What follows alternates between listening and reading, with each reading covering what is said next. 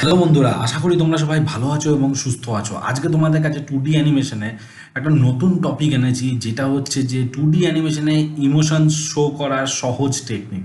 আমি কতগুলো পয়েন্ট বলবো, যেই পয়েন্টগুলো তোমরা যদি ফলো করো তাহলে তোমরা খুব ইজিলিভাবে 2D অ্যানিমেশনের যে কোনো ক্যারেক্টারের মধ্যে ইমোশনস শো করতে পারবে। তো দেরি না করে শুরু করা যাক আজকের ভিডিও।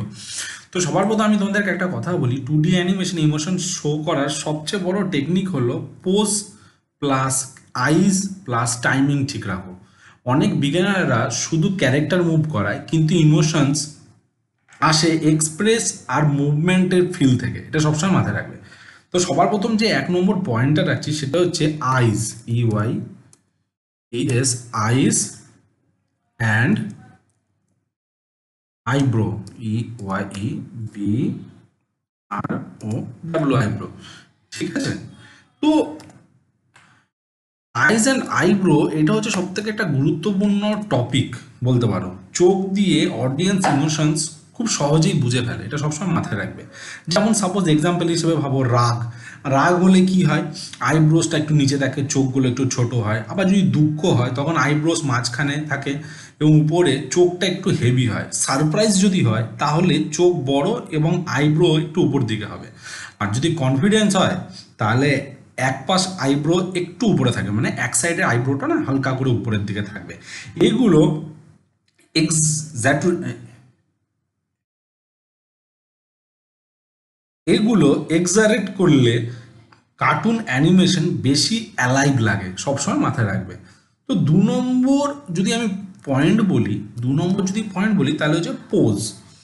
POSE, পোজ দিয়ে ইমোশনস দেখাও। শুধু ফেস না, বডি ল্যাঙ্গুয়েজ অনেক ইম্পর্টেন্ট, এটা সবসময় মাথায় রাখবে। উদাহরণ, স্যাড ক্যারেক্টার যদি হয়ে থাকে তাহলে কাঁধ নিচে রাখো, মাথাটা একটু নিচে রাখো। অ্যাংরি যদি হয় তাহলে চেস্টটা একটু সামনে রাখো, বডিটাকে একটু স্টিভ রাখো, হাতটাকে একটু সামনের দিকে গুটিয়ে রাখো।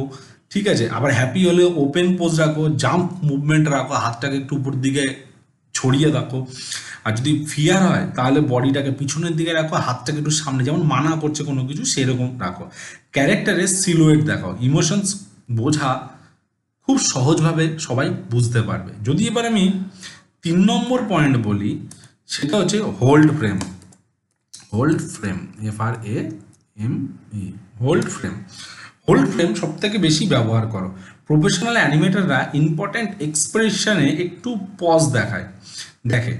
তো এক্সাম্পল যদি বলে থাকি তাহলে ক্যারেক্টার শকড, মানে ক্যারেক্টার অবাক হচ্ছে, 1 সেকেন্ড একটু ফ্রিজ করে রাখো, মানে একটু 1 সেকেন্ড অ্যানিমেশন করার পরে একটুখানি কিছুক্ষণ ফ্রেমটাকে F5 মেরে এক্সটেন্ড করে রাখো, তারপর রিয়াকশন দাও। এতে ছোট হোল্ড ইমোশনকে অনেক স্ট্রং করে, জানো তো বন্ধুরা।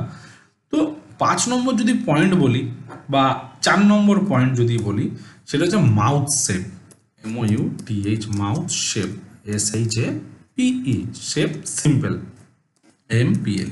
মাউথ শেপ সিম্পল রাখো, মানে মুখের যে শেপটা আছে না সবসময় সিম্পল রাখো। সবসময় কমপ্লেক্স লিপসিঙ্ক দরকার নেই। তোমাদেরকে লিপসিঙ্কের ভিডিও আমি আগেও দেখিয়েছি, তোমরা যদি না দেখে থাকো তাহলে তোমরা লিপসিঙ্কের ভিডিও অবশ্যই দেখো। ঠিক আছে। যেমন স্মাইল করছে, হাসছে, ওপেন মাউথ সারপ্রাইজ হচ্ছে। ঠিক আছে। টাইট টিথ অ্যাংরি রাখো, মানে দাঁতগুলোকে করে রাখছে। ঠিক আছে।